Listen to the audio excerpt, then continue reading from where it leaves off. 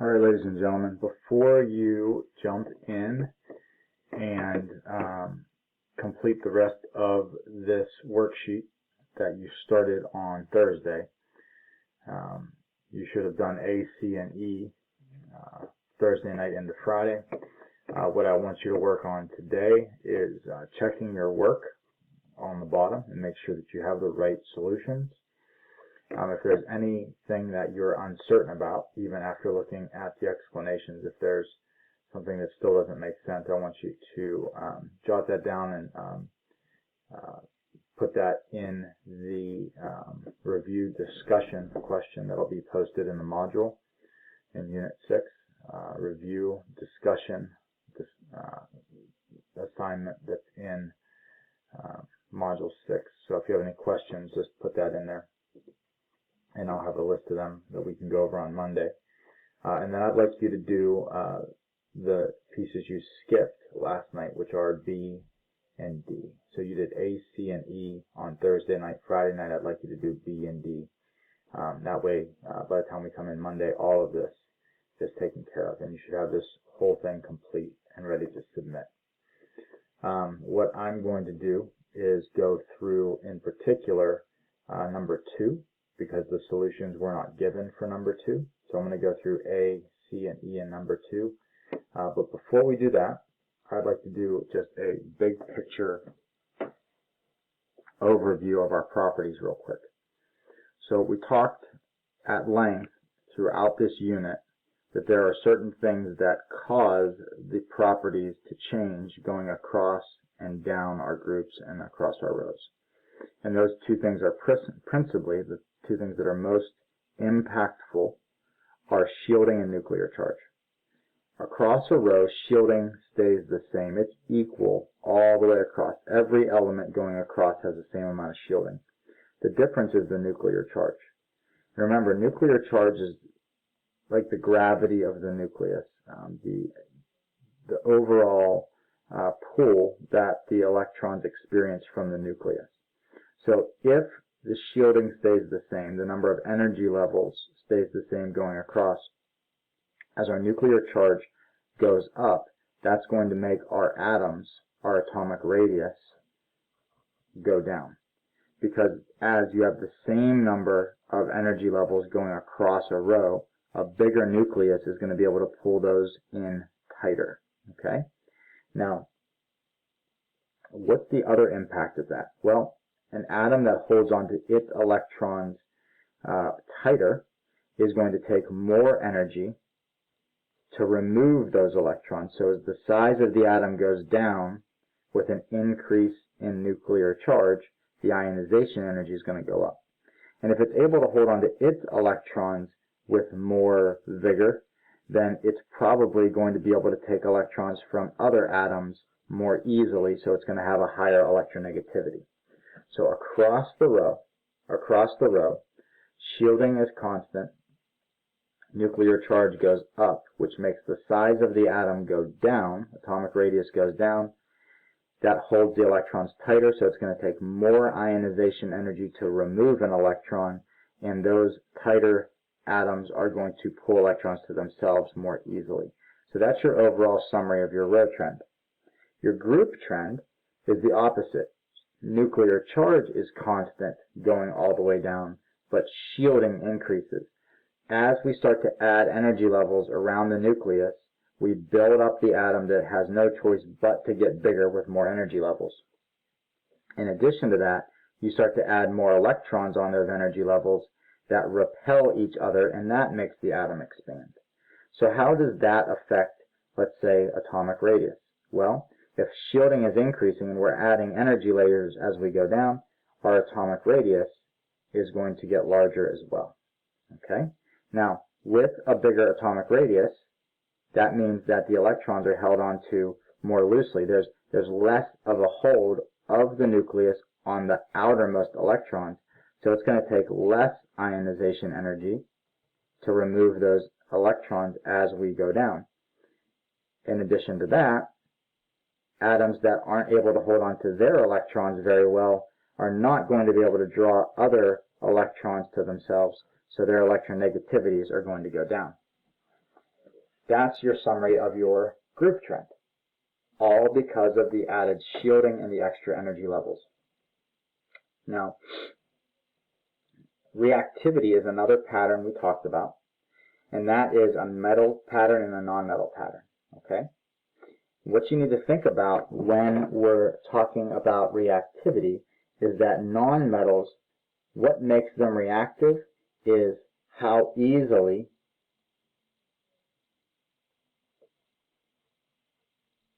they gain electrons.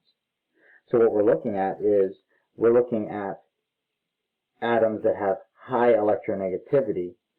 Small radii are going to be more reactive.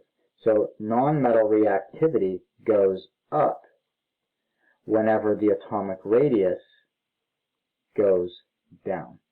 Smaller non-metals are more reactive. Okay? You can also think of it in terms of electronegativity. Electronegativity is going to say we're able to pull electrons to itself. The higher the electronegativity, the better the atom is in taking electrons from other atoms, which is what we want to do. That's how we gain the electrons. We get them from other atoms.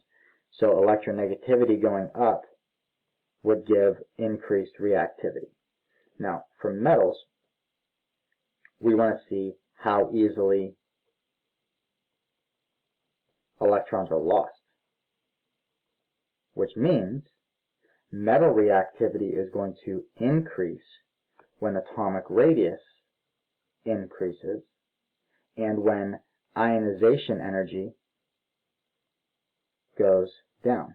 The lower the ionization energy, the easier the electrons are to pull off.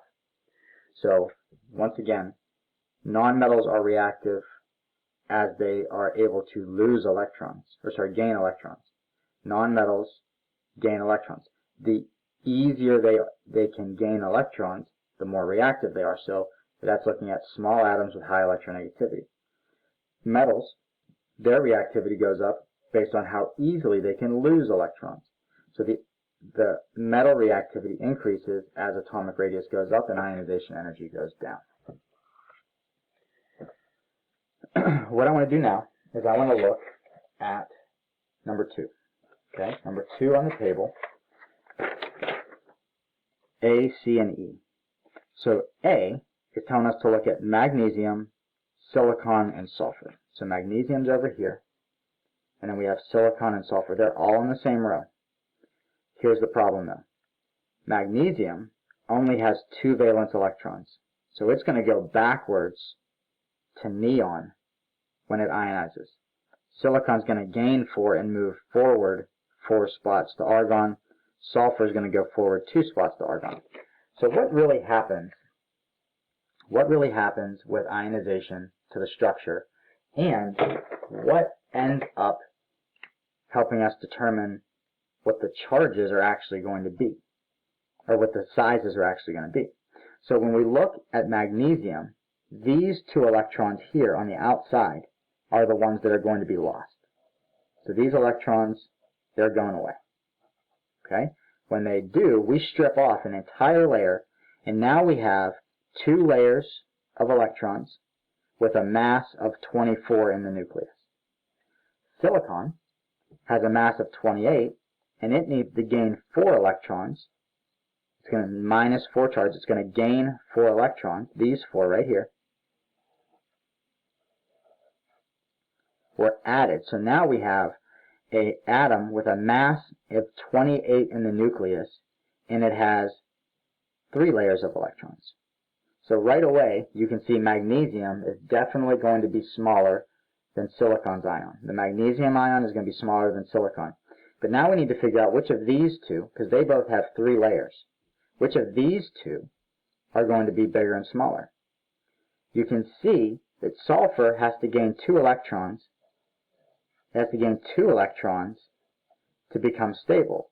When that happens, we end up with 3 layers of electrons, the same exact configuration between silicon and sulfur's ions. But what's the difference? Right here in the middle. If you have the same clouds, the same electron configurations, but this one is 4 units heavier, that means this one has greater nuclear charge. It has more gravity, and it's going to pull those electrons in tighter. So we know that magnesium's ion is the smallest because it's the only one out of these three that has two layers. So magnesium is going to be the smallest, okay? And then between these two, the one that's going to be smaller is the one that has a greater gravity or greater nuclear charge. That's going to be your sulfur. The sulfide ion is going to be in the middle.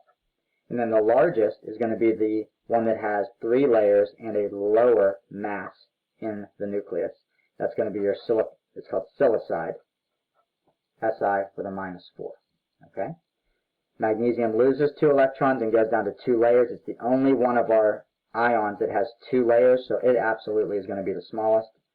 Between the two that have 3 energy levels, this one has a bigger nucleus, so it's going to be tighter. It's going to pull the electrons in tighter and be smaller, so that's second. And then silicide is going to be our biggest atom with 3 layers, but a lighter nucleus with 28. The next one, C, was pretty easy, because if you looked at it, and you look at it gaining, fluoride gains 1 electron, chloride gains 1, and bromine gains 1. Fluoride has 2 energy levels, chlorine has 3, bromine has 4. This is just shielding, okay? You're adding energy levels as you go through, so the smallest is going to be your fluoride, with only 2 layers. Chloride is going to be in the middle, with 3 layers, and bromide is going to be at the end. It's going to be the largest with 4 layers. That's just thinking about shielding. There's really nothing else to take into consideration there. And then the last one, E, you have silicide. We just talked about that one. Originally it has the electron cloud with 2, 8, and 4. We're going to add 4 electrons to it. So we have 3 full energy levels with a mass of 28. Phosphide has 3 layers, but it's going to gain 3 electrons. So it has the same cloud as silicon. And then oxygen only has 2 layers. So automatically, right here, this is going to be the smallest, right? It's the only one that has 2 layers. These guys have 3. So the smallest is going to be your oxide, okay? And then which of these two, with the same electron cloud, right? Everything in the cloud is the same. Which of these two is going to be smaller? The one with the heavier mass. The heavier mass is going to pull these electrons in tighter. So phosphide would be the intermediate one. And then the one that has 3 energy levels but a lighter nucleus is going to be your largest. So the key to determining and ranking ions, comparing ion sizes, is really figuring out what the cloud is going to look like once the electrons are gained or lost. And remember, every negative charge is an electron gained. So oxygen with a -2 gained 2 electrons. Phosphide with a -3 gained 3 electrons. And silicide with a -4 gained 4 electrons. Okay, once you figure out what the electron cloud is going to look like, then look for layers. 2, 3, and 3. This one's definitely going to be the smallest with only 2 layers. And then, if they have equal numbers of energy levels, look at the nucleus. Which one is heavier? Heavier atoms with the same electron clouds, they're going to be smaller. Okay? That goes back to nuclear charge. I hope this helps. Go ahead now and finish out B and D for each of those, B and D for each of those, and then we'll go through these together on our next class meeting.